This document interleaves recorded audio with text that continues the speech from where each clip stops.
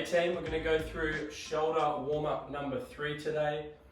Take you through the 4 movements that we're going to do for 3 rounds, just like we have been in the other shoulder warm-ups.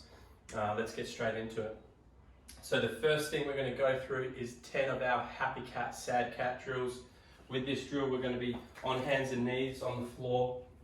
We're looking for as much range as possible in our spine. So first thing we're going to do is tuck our chin, push the earth away as if I had a piece of string on my upper back, and try to tuck my hips underneath with a bit of pelvic tilt by squeezing my bum as much as I can, and I'm trying to round off my back as much as possible. I'm going to hold this end position for a second or two. From there I'm going to go into the opposite. So I'm going to look up as much as I can and try to make a scoop in my lower back as if there was a drawstring getting pulled down into the floor. Same thing with long arms. As I do this, I'm going to feel a little stretch in the lower back as it happens. Then I'm going to hold for a second, return back to the extended or flexed position. Then I'm going to go back down into my extended position. So I'm just passing through this extension and this flexion for 10 total reps with a pause at each position for a second or two. Once we do that, we're going to go into our T-spine opener. So we're going to think about some rotation here. We're going to stay in our hands and knees position.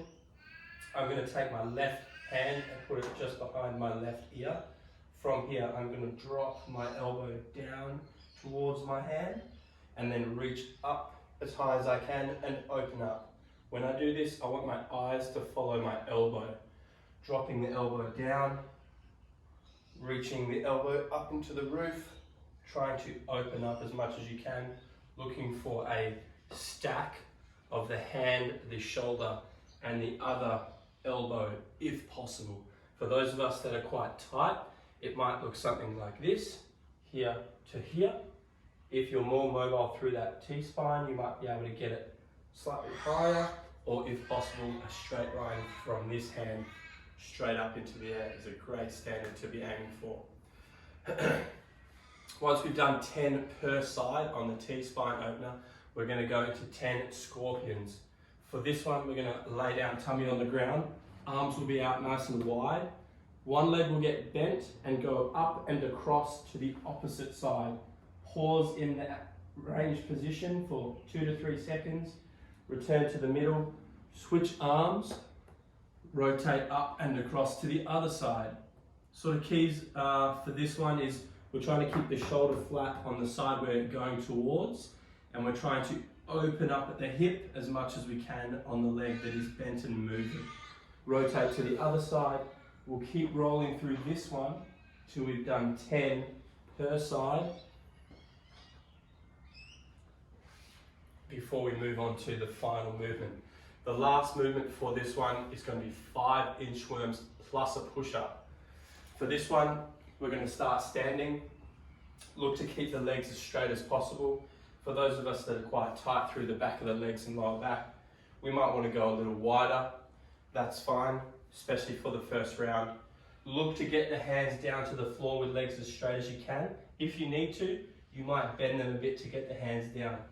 We'll walk the hands out until we feel like we're in the top of a push-up. We're going to do a strong push-up, either on the toes or also on the knees. Then we're going to walk the hands back into the feet before we stand up. We're doing 5 of these. If possible, each one, try to shimmy the feet slightly closer. That way you'll get a bit more of a stretch down the back of the legs. Every time you walk out, do the push-up and walk back in, trying to keep those legs as straight as possible. That is our shoulder warm-up number 3. We're looking for 10 happy cats, sad cats, 10 per side of the T-spine opener, 10 per side on the scorpion, and then 5 inchworms with a push-up for 3 rounds. Good luck, team.